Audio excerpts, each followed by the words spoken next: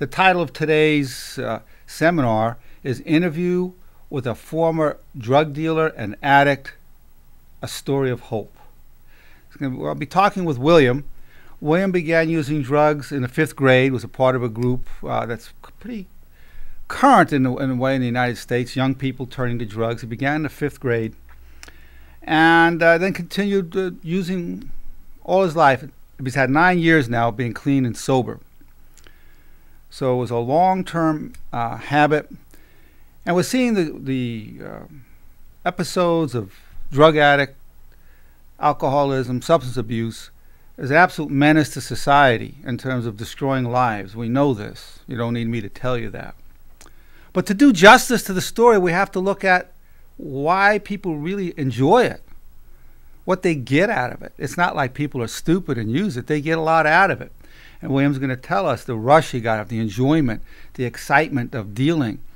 He would live in motels and move every day from one motel to the other to stay ahead of the police. He carried a .45 on him. He would give money around, had rolls of $100 bills, $20,000 at a time, and lived that kind of lifestyle of fast living, good cars, lots of women.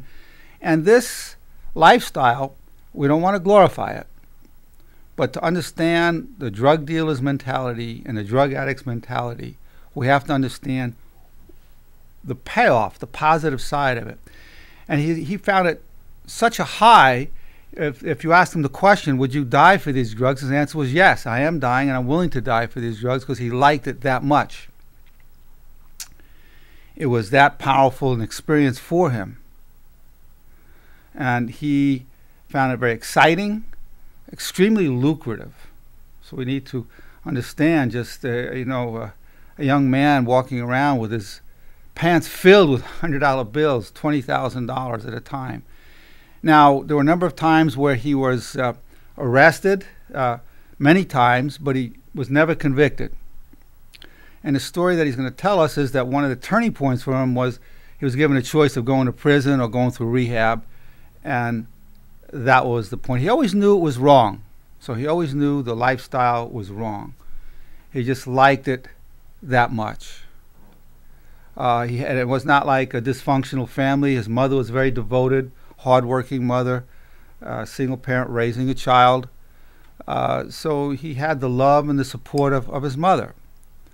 Yet from the 5th grade on, from friends who wanted to turn him on, so to speak, to a good thing, they gave him drugs. And he'll tell you which ones they were and how it progressed from there. So we need to understand that in addition to how destructive this is to the individual, to the family, and to society, we need to also understand the payoff. People don't do things that don't have a payoff. And we have to really look at that side of it to understand the epidemic of substance abuse. We're very fortunate today in having William with us. Again, 9 years of sobriety and in good health, and quite a story to tell us. And keep in mind, it's a story of hope, that a person can lead a life of being a drug dealer. He called himself a drug dealer, not a drug pusher, because he found if somebody was really in bad condition and really looked strung out, he wouldn't sell it to him. He didn't want to push it on anybody. He considered himself a dealer. And also, it was easy come, easy go. He would just give away his money to people. He had so much money, he would just give it away because he has a generous heart, and he felt it was ill-gotten gains anyway. And he would actually tell people, if you don't take it, if you don't accept my gift, somebody's just going to steal it from me anyway. And he had people holding him up, putting knives to his throat, guns to him, and he survived all that. And to this day, he has friends who were part of that circle, who've been in prison, who come out and actually tell him, and he'll tell you about this, they say they can't wait to go back in. That was a lifestyle that they came to really like, and every drug that was available on the outside was available to them on the inside. So we need to understand the full story of how this has worked. William, welcome. We're privileged to have you. We're just privileged to have you. Now, William's motive in doing this, I want to tell you from the beginning, is not financial. He's not being compensated for this. His only motive is to help other people, to help other addicts and drug dealers understand how to get away from this. He tries to help people get away from this kind of a lifestyle. And also the other part of it, which was not his original intention, was to help people who have never been a part of that lifestyle, which is most of us, to understand it.